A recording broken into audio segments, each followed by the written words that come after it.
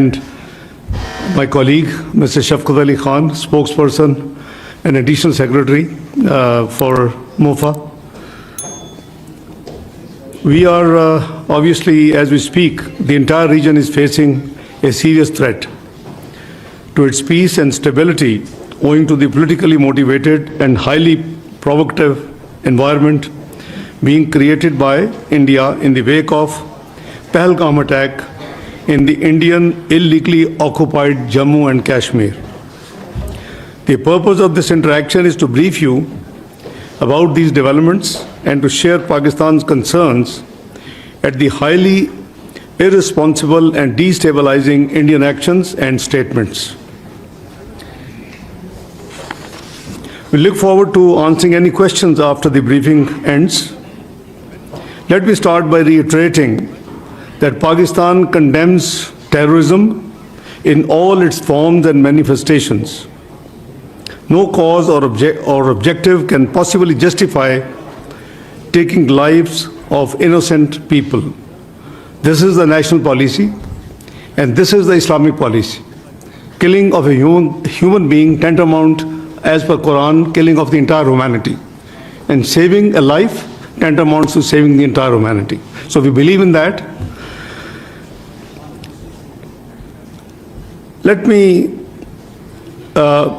say that targeting of innocent civilians is surely deplorable and condemnable. And this is happening in many parts of the world, and we have been subscribing our views and our policy everywhere it happens. We are concerned over the loss of lives during the Pahalgam attack. We also extended our condolences.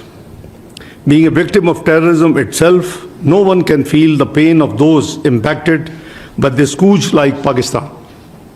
Ladies and gentlemen, as the member of the UN Security Council, Pakistan constructively engaged with the other members on the press statement which is issued by the UN Security Council on the Pahalgam incident in the Indian illegally occupied Jammu and Kashmir. The UN Security Council statement contains condemnation in the strongest possible terms of the incident. On the other hand, it is India that glorifies and even celebrates its assassination campaign and sponsoring of terrorism in Pakistan and other countries. No other country has sacrificed as much as Pakistan, nor suffered so much due to terrorism. More than 80,000 lives have been sacrificed. Economic losses of about over $150 billion have been incurred. And in totality, the impact, the economic and the indirect losses add up to close to $500 billion. We have been working closely with the international community to address this common threat. Since 22nd of April, Foreign Office has been actively involved and in interacting with the international community. At least a dozen foreign ministers, deputy prime ministers, and the Prime Minister, I have been in touch and have discussed and explained the situation. And I'm sure, you being from the media must be already up to date, because MOFA as a policy, after each interaction with any dignitary, we make a very brief statement as to that interaction. The countless sacrifices made by our valiant law enforcement agencies as well as common citizens have helped address the threat of terrorism and contributed towards regional and international peace and stability. In fact, Pakistan has been a victim of terrorism that is planned, orchestrated and sponsored by India. In this backdrop, it is preposterous to even suggest any kind of association of Pakistan with this incident. The hype that is created on each and every incident in India seems to be deliberate and choreographed. It is unfortunate that India continues to weaponize unsubstantiated accusations and allegations as part of its disinformation strategy for narrow political ends. This is not the first time that India has resorted to such tactics. They have done it before and they have resorted again to the same what they did in Pulwama incident and earlier ones. In fact, this has now become a very familiar template aimed at diverting attention from India's inability to suppress the inalienable right of the Kashmiris to self-determination, its security failures in illegally Indian-occupied Jammu and Kashmir, as well as its decades-long state terrorism and oppression.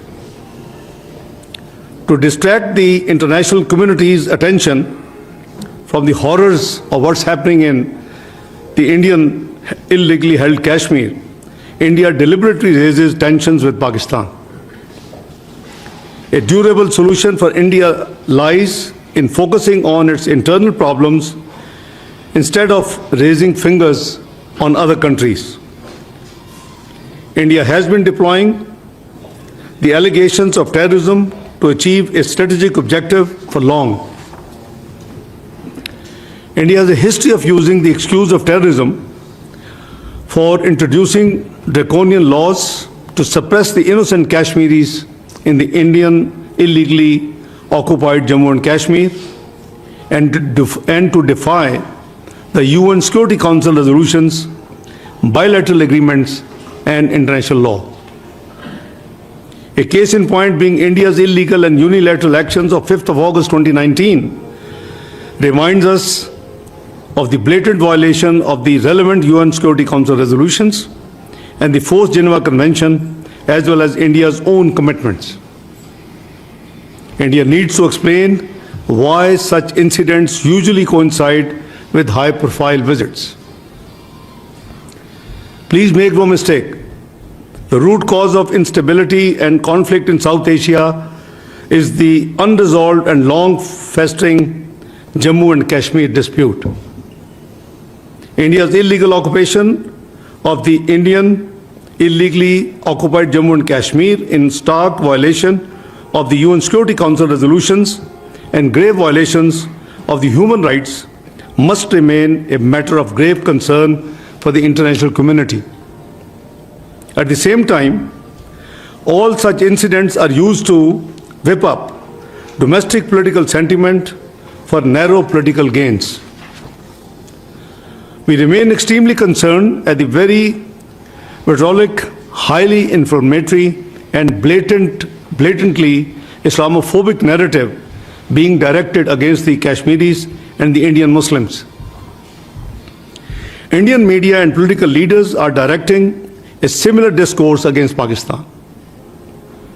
This highly irresponsible ploy for narrow objective gains is dragging the entire region towards extreme instability. India made allegations against Pakistan after the Pahalgam attack without an iota of evidence and with such dramatic speed. Pakistan has nothing to do with it, and we have said so right from the beginning, and I repeat, Pakistan has nothing to do with Pahalgam incident, period.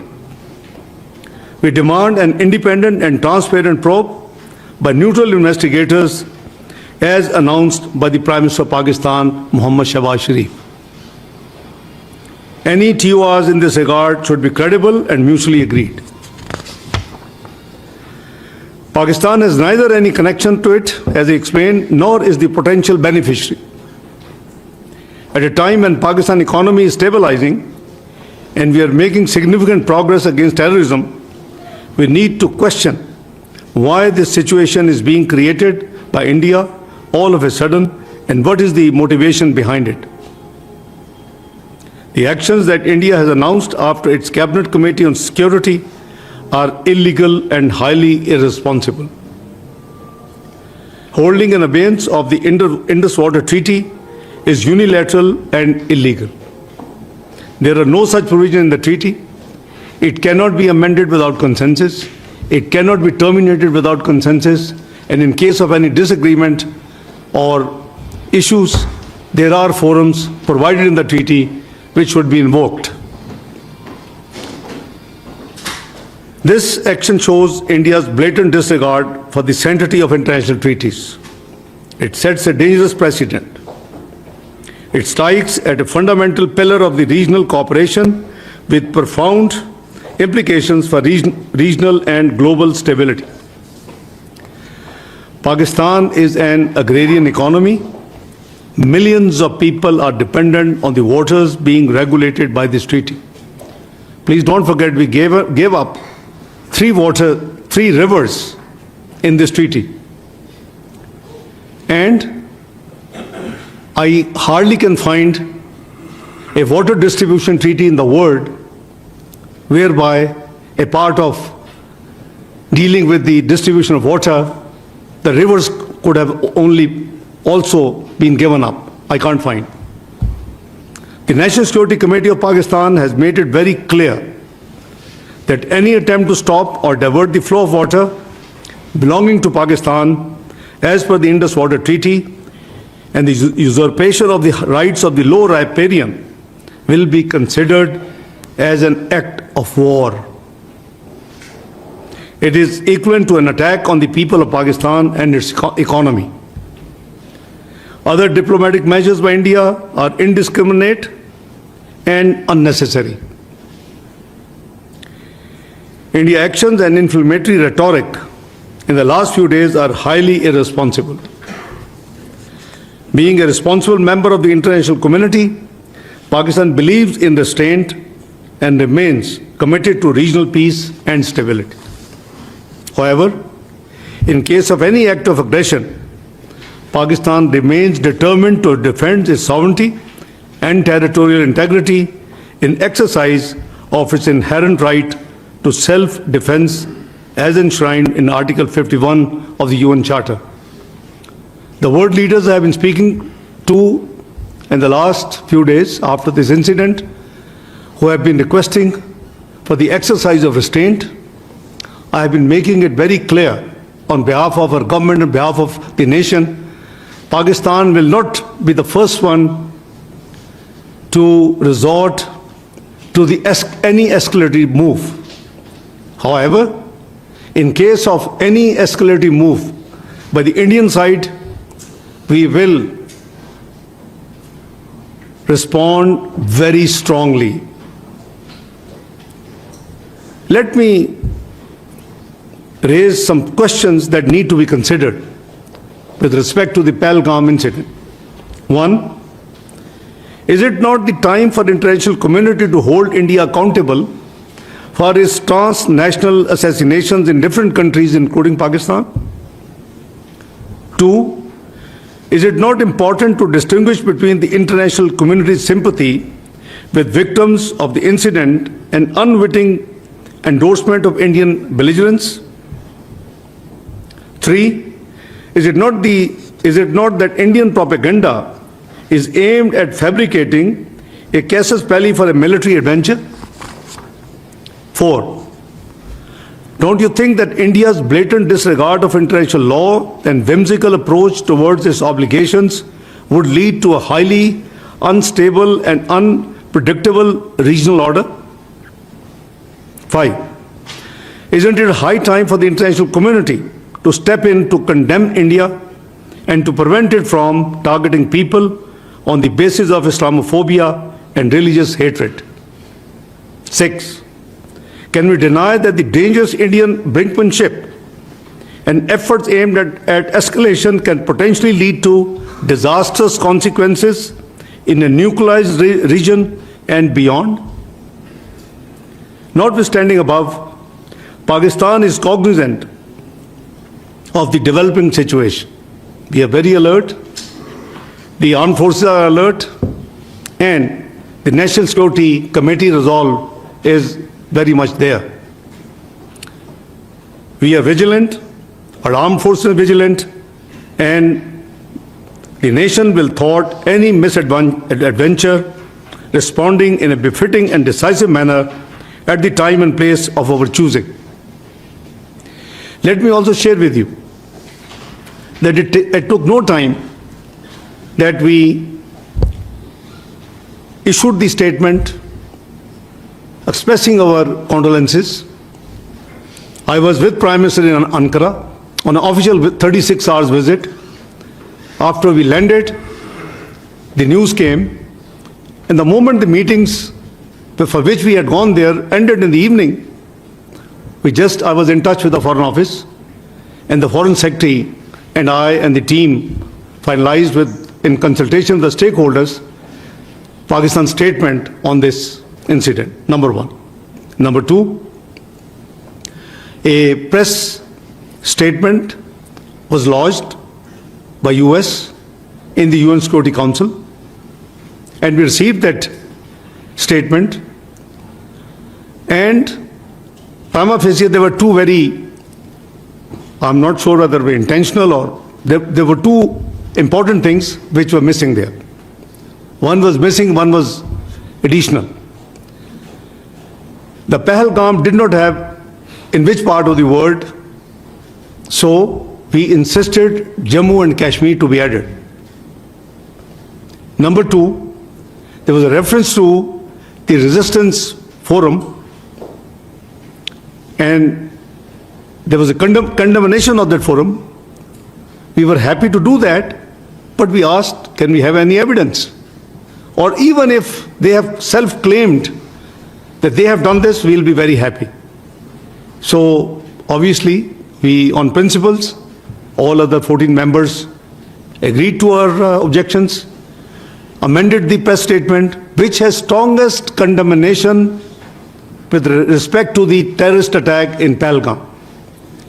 So don't tell me that Pakistan is not condemned. There are different forums of condemnation. Pakistan has condemned at the international forum, where it is a responsible, one of the 15 members of the UN Security Council. Pakistan highest security forum, which is National Security Committee, has condemned it. We've condemned terrorism in all its manifestation, all forms and manifestations. Prime Minister has given a very clear condemnation statement when he offered the independent inquiry, impartial, transparent inquiry by independent, actors. So this is something rhetoric which the other side has been playing, that we did not condemn, we didn't do this. That is all wrong. So this is a brief detail I have shared with you, my opening statement. My colleagues sitting with me, spokesperson will walk you through with more detailed specific facts, and then where necessary, Lieutenant General Sharif would step in to augment the facts.